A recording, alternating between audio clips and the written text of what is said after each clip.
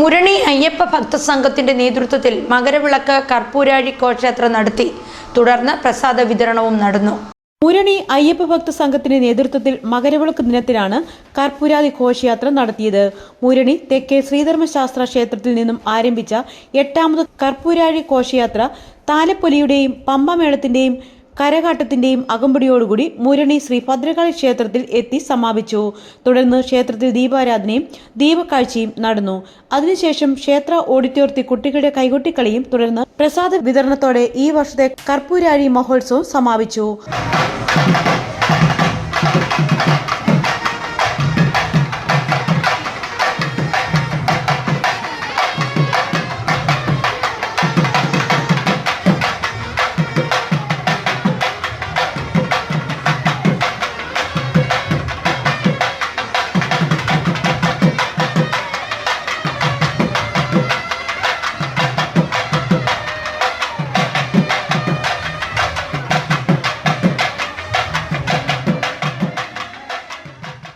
മുരണി Ayyappa Bhakta Sangham president Harilal, general secretary Rahul Thekkezhath, സംഘടനാ secretary R Sreeraj തടത്തിൽ, ആഘോഷ സമിതി കൺവീനർ ജയദേവ് കുമാർ, അനിൽകുമാർ, ഗ്രാമപഞ്ചായത്ത് അംഗങ്ങളായ പ്രകാശ് കുമാർ വടക്കേമുറി, തങ്കമ്മ ടീച്ചർ എന്നിവർ നേതൃത്വം നൽകി.